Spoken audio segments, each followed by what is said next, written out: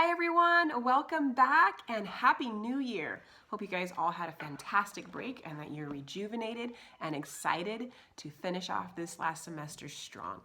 And we are starting out this next week, week 13, with math liquid equivalents.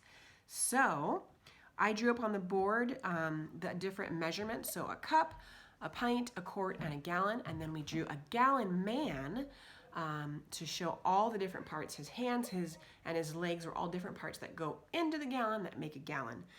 You can find pictures of the gallon man online pretty easy, and I think that would be a great project actually during this week. If you have time with the kids to have them make a gallon man and then color each of the different sections. All the cups are a different color, all the pints are the same color, all the quarts are a different color, and then into the gallon. I think that would be a fantastic project for them to kind of ingrain what goes into a gallon. But this week in class, I chose a robot gallon man and drew that up on the board, and we sang this to the tune of the skeleton dance, and the song for memorization goes like this. 8 fluid ounces equals 1 cup, 2 cups equals 1 pint, 2 pints equals 1 quart, and 4 quarts equals a gallon. And that's my best robot sound. But that's math for this week. For indefinite pronouns for English, we're going to stick with the same chant that we've had for the last 2 weeks. So week 11 and 12, and going into this week, it's nobody, none, one, other, several, some, somebody, someone, such. Nobody, none, one, other, several, some, somebody, someone, such. And that is English. For history, tell me about the Industrial Revolution. I actually had to look some of this up just to understand the functionality of some of these myself. So before we started in class, we just briefly covered that a steam engine uses the energy of steam to create power.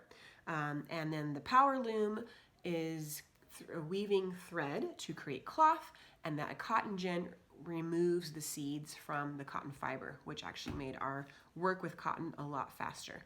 And then we went into the song. So, Watt's steam engine, Cartwright's power loom, and Whitney's cotton gin spurred the Industrial Revolution that began in the 1760s.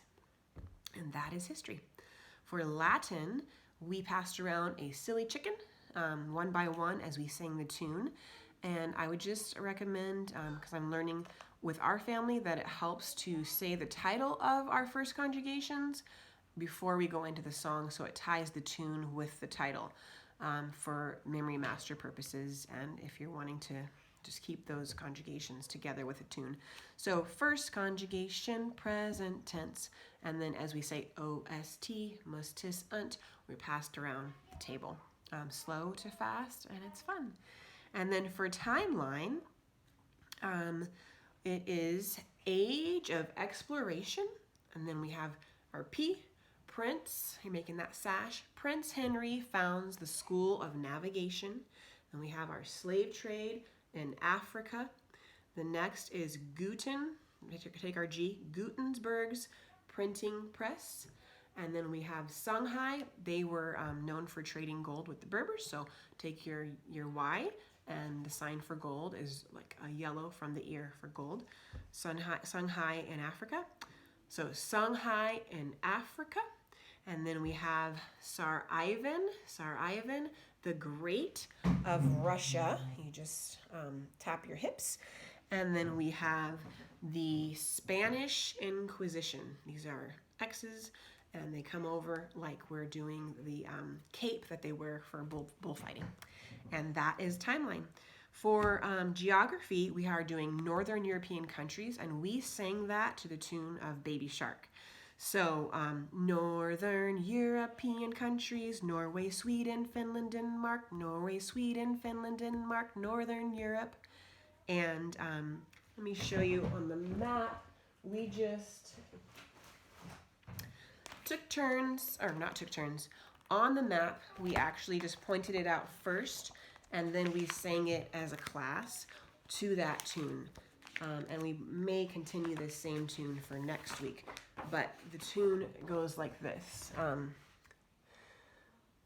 Northern European countries, Norway, Sweden, Finland, Denmark, Norway, Sweden, Finland, Denmark, Northern Europe, and that's how we did geography.